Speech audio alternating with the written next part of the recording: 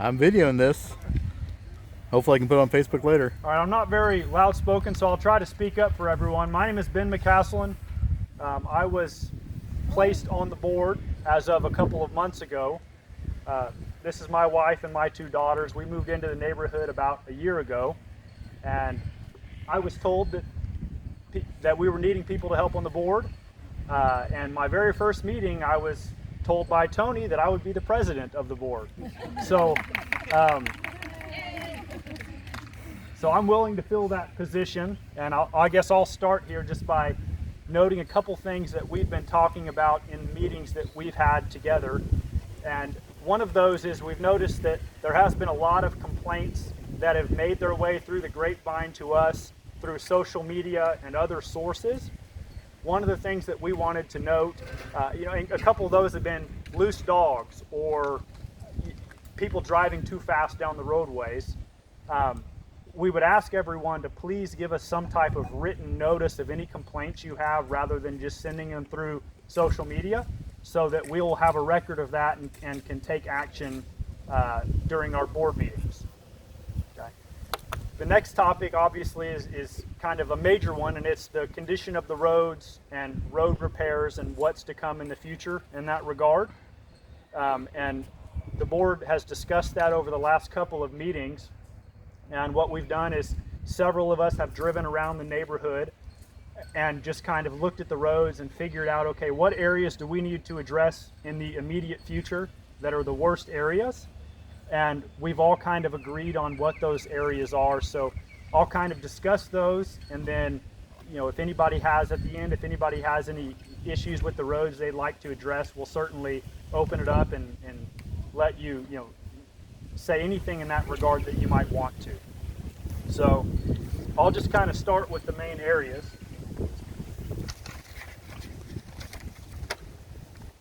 And it's pretty much on every road in the subdivision, every main road. And I'll start down here on Twin Spires. Right when you enter, the road is really torn up there, potholes again, and as I'm sure some of you know, that's been a problem area in the subdivision. We do want to address that pothole and damage to the road there. Another area would be right down here on Saddlecloth, about, maybe 100 yards back this way. There's a giant pothole in the center of the road that's been there for quite some time that we want to get that taken care of. So that's another major area. Another big area would be the intersection of Saddlecloth and Paddock Circle. So down here at this intersection and to the left, that whole intersection has major cracking in it, pretty much within 20 yards either way of that intersection. So we want to get that area fixed as well. And then the other couple of areas would be down on Mint Julep, on what would be the far north end of Mint Julep. There's several potholes in the road there that we want to get fixed and address that. A couple of us have been reaching out to many contractors to try to get them out for bids, and this has been a challenge, to say the least. And based on the past experience of the board and based on my experience now, there's not a whole lot of people who want to come do what are relatively minor jobs. So we're trying to work through those issues and find contractors who are willing to come out and give reasonable bids to fix these potholes. We've not had any luck yet. We've called many companies and they've yet to return phone calls. I think David in the past, David's sitting here to my left, I think he's had contractors out that have come and looked at the problem areas and just never returned the call. So it's something we're working on. We're trying to overcome those challenges and find a contractor who can do the work competently at a fair price. So that's kind of the major issues with the road that we're working on. Does anyone else have anything to add on that? Tony or David? Or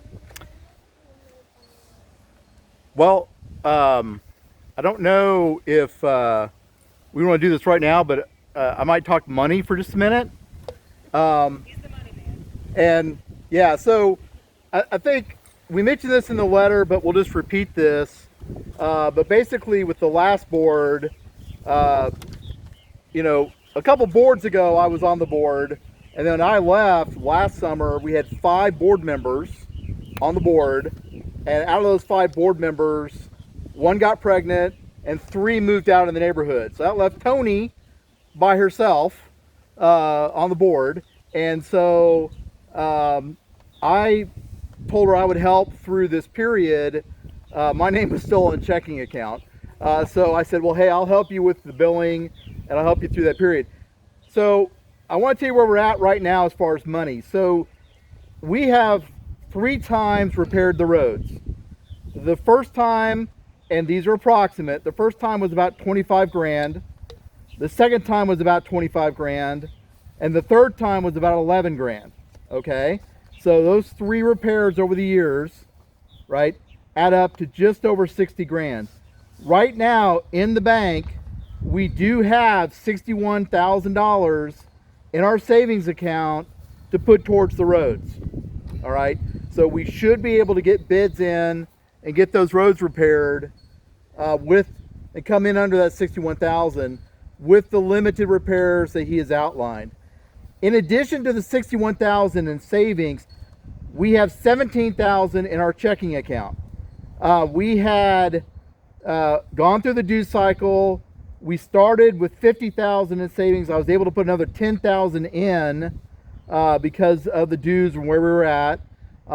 With the 17,000 in our checking, we spend about 12 grand a year running the HOA, paying the bills on the lights, the insurance, and maintenance of the front entrances. So the 17,000 in checking is plenty to get us through the year. So all 61,000 is available for repairs. Obviously, if we spend it all, we won't have any for next year, but I'm just throwing it out there as what we have to work with.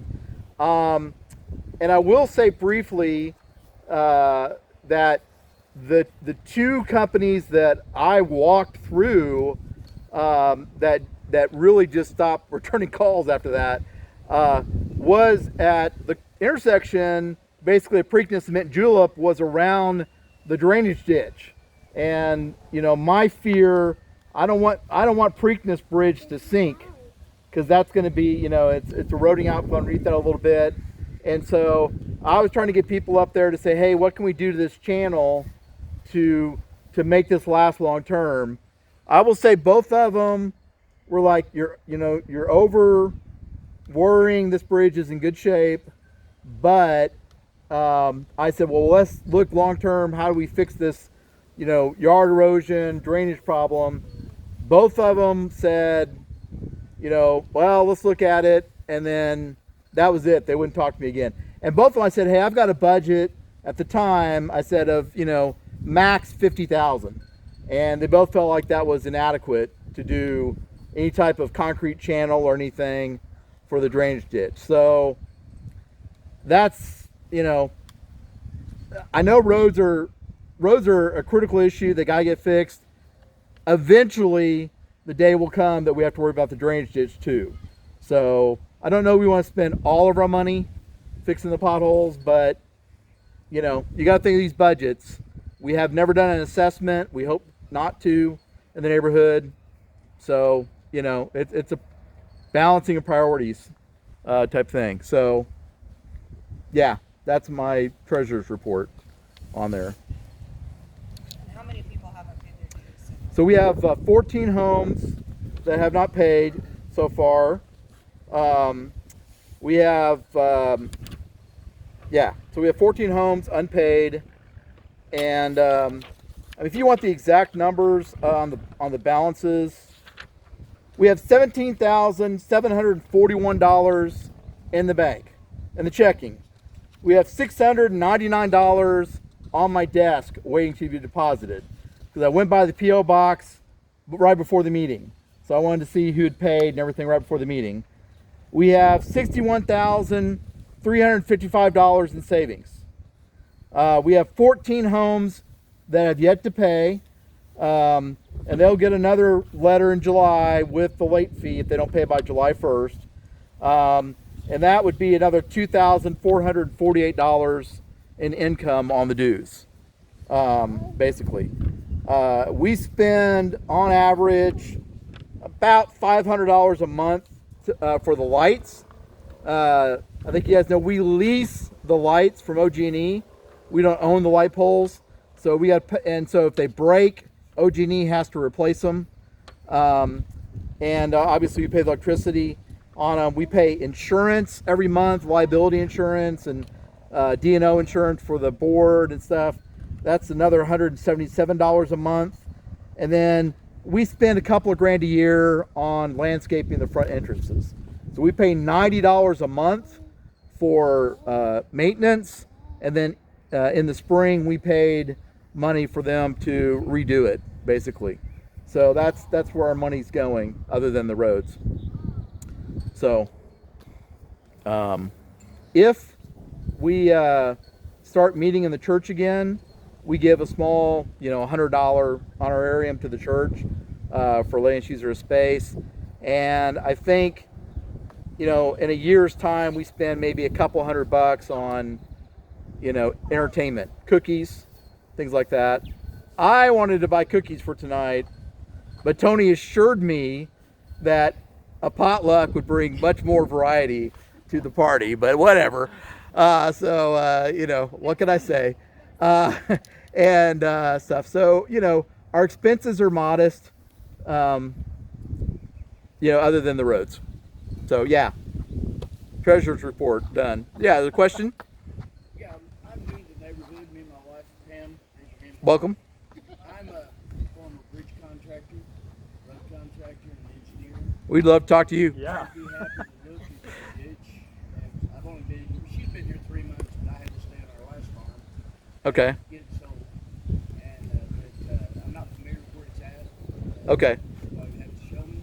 Yeah, it's down at the bottom of the hill. Right down there at the bottom of the hill to your left. Not to your right, but to your left.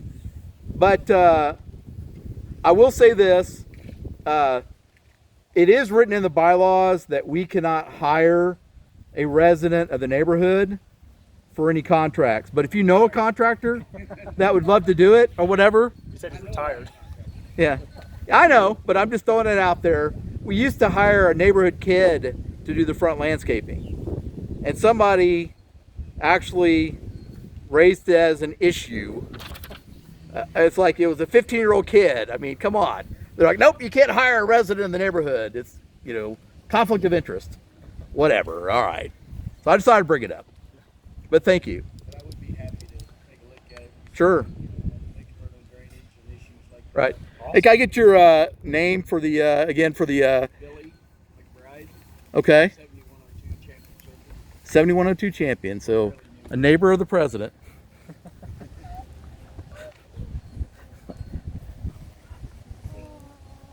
Tony, were you going to address something with no, you weren't? Oh, the yard sale stuff. I can do it. Yeah, sure. Alright, I put in yard sale this weekend. They decided on social media that it would be this weekend. If you're not on the Facebook group, there's two. There's a Triple Crown Meadows Neighborhood Association, and there's a Triple Crown Meadows Freedom. Independence page. Somebody suggested that we do a neighborhood garage sale. They put out dates, they selected those dates. Tessa Brown made a beautiful graphic. I've shared that widely on social media. And then this evening I'm going to put a sign at each entrance and a sign at the corner of Pioneer. So if you have anything to sell, Friday to Sunday, knock yourself out. Otherwise, you're welcome to have a garage sale anytime. You just ask that you keep your signs up when you're done. I think that's it. Well, if no one has anybody have any major topics that we need to talk about still? If not, Are you gonna, on the road repairs, are you gonna do the same repairs like we did the concrete? well, so we have talked about that, and what we've figured out is that it's actually about the same price. The contracts that we've been getting, or the bids that we've been getting, are about the same price, whether it's asphalt or concrete. So You know about the problem with the fabric asphalt shop. yeah, exactly. So, if possible, we would probably like to do the concrete patch repairs. It doesn't look quite as good, right, because you're changing the colors, but we think it'll be a much more long-term solution, and it's about the same price, and so we probably are leaning toward that if we can get it. So, David tell you I did temporary patches in front of my house at 3 big cracks. I bought $20 and I filled it in. Is it? Yes. I got one more to fill in front of the neighbor's house.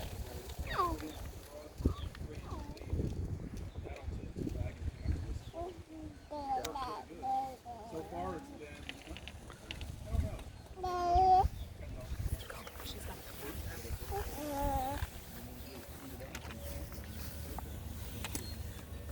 What he's talking about, Ben, is Yeah. something that David and I, when we were the only board members, said that if people would email us, then we could approve those repairs. Yeah. I And saw that. potentially reimburse people for their costs. Yeah. So, Yeah. So what Tony was just saying is that the board has already approved, because it's been a challenge and we can't address every single crack and pothole. If you do have a problem area that you see, maybe it's in front of your yard or just anywhere, right? If you want to kind of do it yourself and buy the cold patch, you know, address that with the board and we will reimburse the costs of doing that. So, and with that, are there any other issues? I think, sir, back there you had something. Yeah, you mentioned the pothole on Silent Rock down here. How about the area that's kind of washing away? You know what I'm talking about? Is that right there by the where the culvert runs under? Yeah. So whenever we get contractors out, we're going to have them look at the pothole and that whole kind of drainage area right there. So we know that's been a problem for quite some time. So And I also walked by the concrete material. Have you seen where it's starting to wash out on one end? The dirt.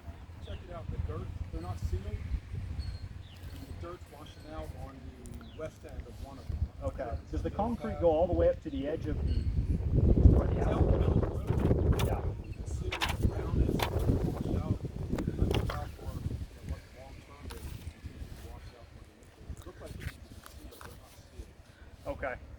Check that out. Okay. Yeah, we'll make a note of that as well. Does anybody else have any concerns about the roads or any other issue? I wanted to ask a question, not about the roads, but I live on Creekness by the water, the drainage, and my yard is actually eroding. And so my question is, I need to do something about my yard. Is that okay with me, or do I have to get approval by somebody? You don't. So that's a great question because it's kind of a gray area. If you're making a change that affects your neighbor or the people downstream from you, yes. But if you're just filling back in or putting a concrete wall at the end of your property to keep it from being worse or whatever, no. So you can repair.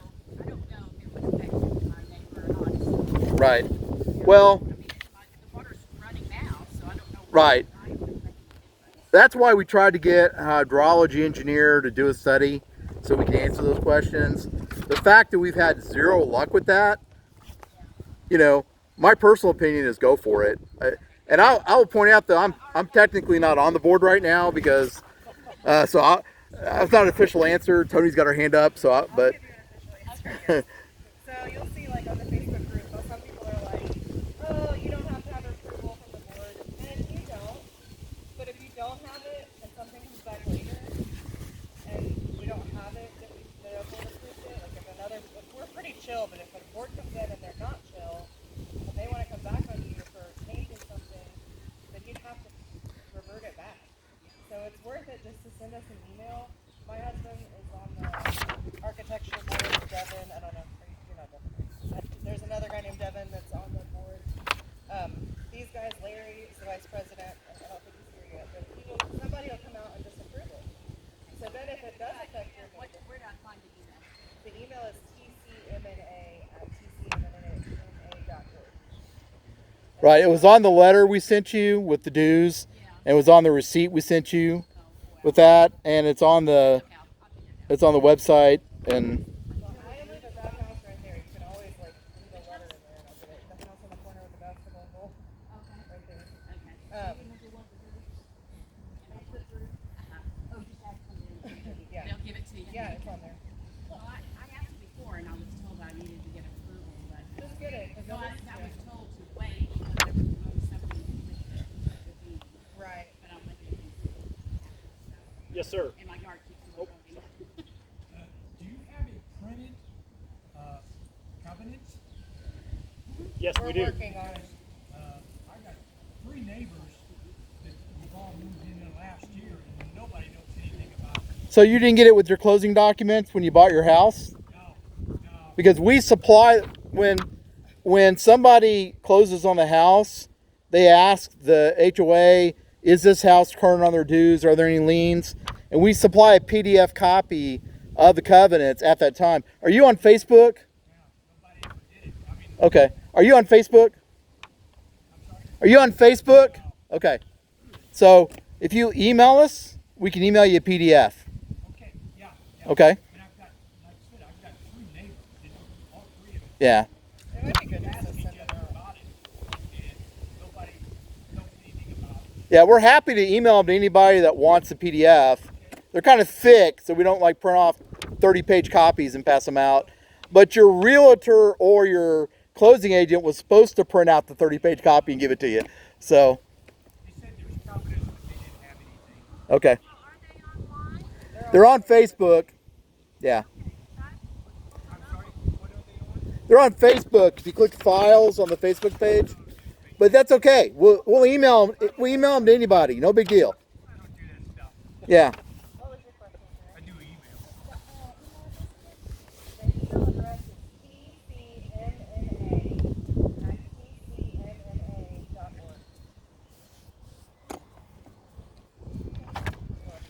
Somebody has that piece of paper and they want to scribble it, so they can have that would be helpful. Yes, I'd like that.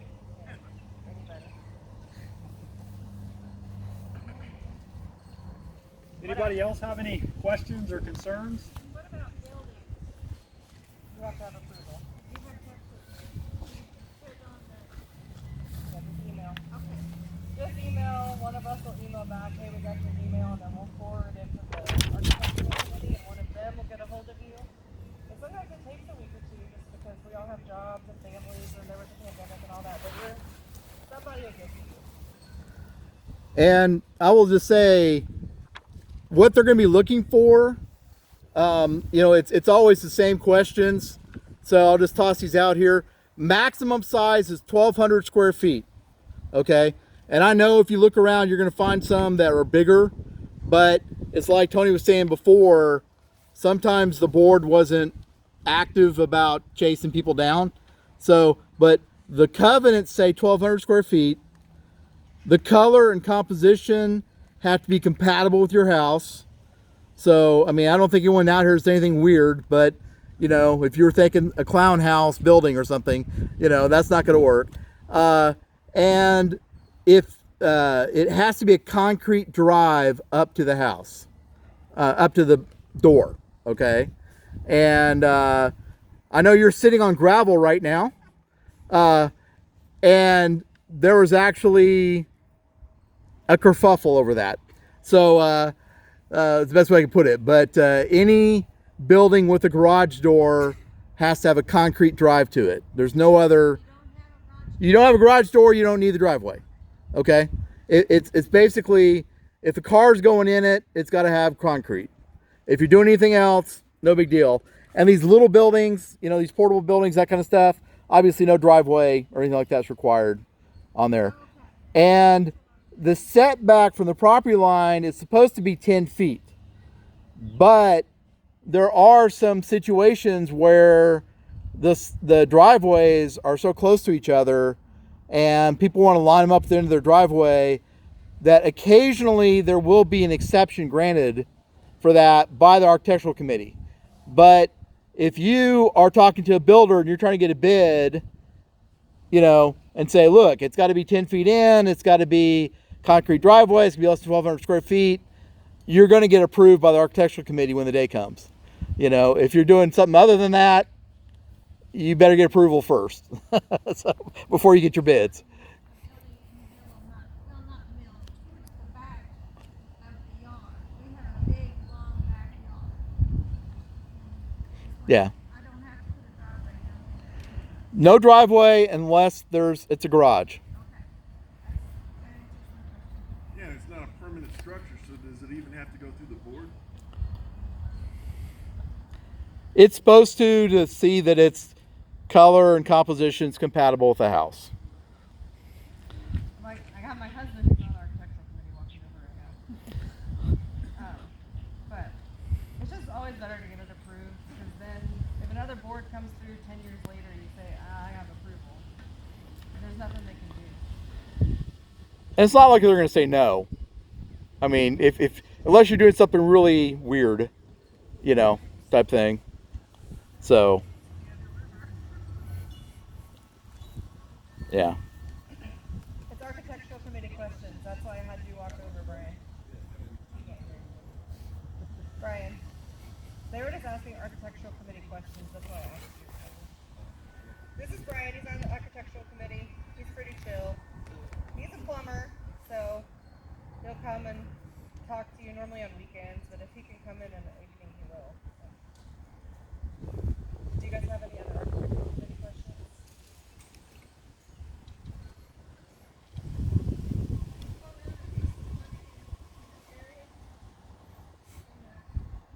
Okay. Yeah. Sometimes. The money grab. Right. Occasional blown water heater. Oh, yeah. Yeah, you can get reach me on the grid. I'll give it to you when we're done. I'll make sure you get it. What other questions does anybody have? You can do fireworks. Yeah. I mean, I will say, we do fireworks, and the cooties love them, everybody has a great time. So on 4th of July, they will do them until like 4 in the morning, and it's kind of miserable. But then I think, well, it's kind of cool though, because they can do fireworks.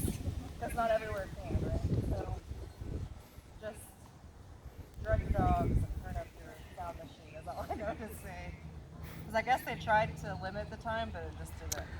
Well, I think what's in the past, well, I'll say two things. I've lived out here since 2006. Okay, so you know, that makes me one of the grizzled old veterans of the neighborhood, I guess.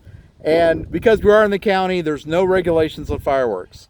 Okay, so when I first moved out here, they would start about the 1st of June and run through the end of July. So they'd fire them until they ran out of fireworks, basically. So the stands were shutting down. People were going buying them half price and firing off. It was crazy. So things have gotten way better. So I don't know that it's really that big of a deal now. But I will say that people had asked, don't fire them after 10 p.m. except on, you know, Friday, Saturday nights, and holidays. That was basically the request.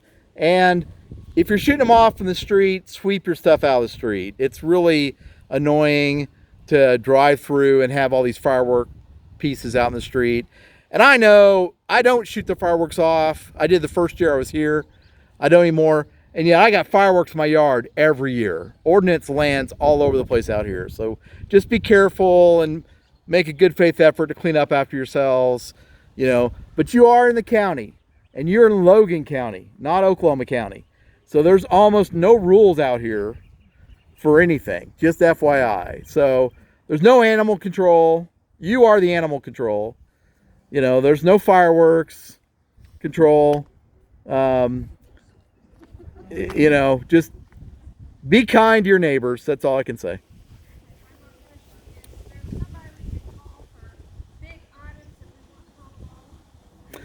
There's not. Waste Connection services our neighborhood, and I don't think they offer bulk pickup outside the city. So,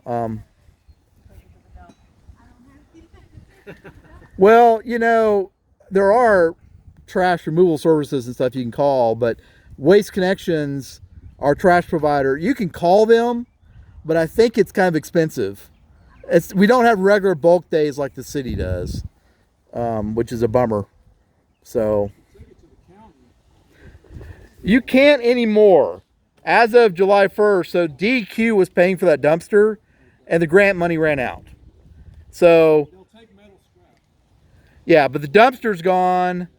And yeah, they really, and they want to bring that back so you can take it to the county, but yeah, it's weird.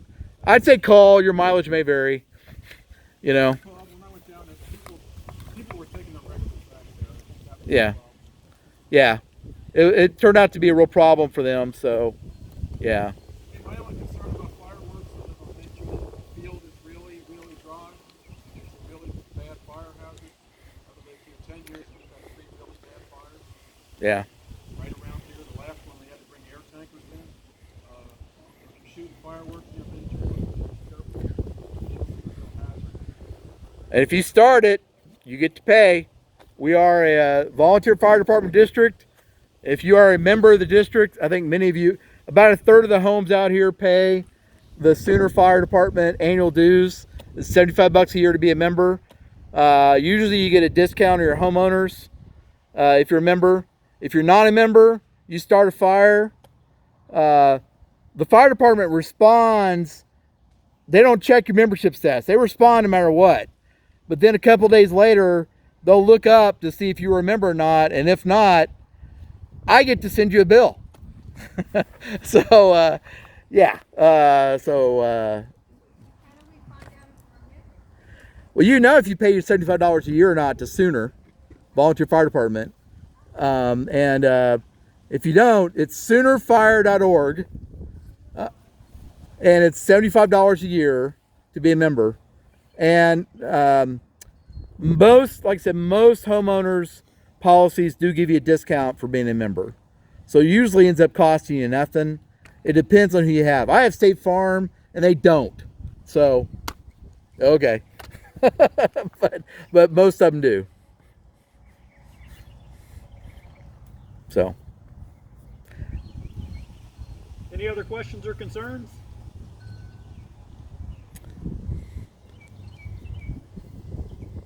All right, I guess we will continue.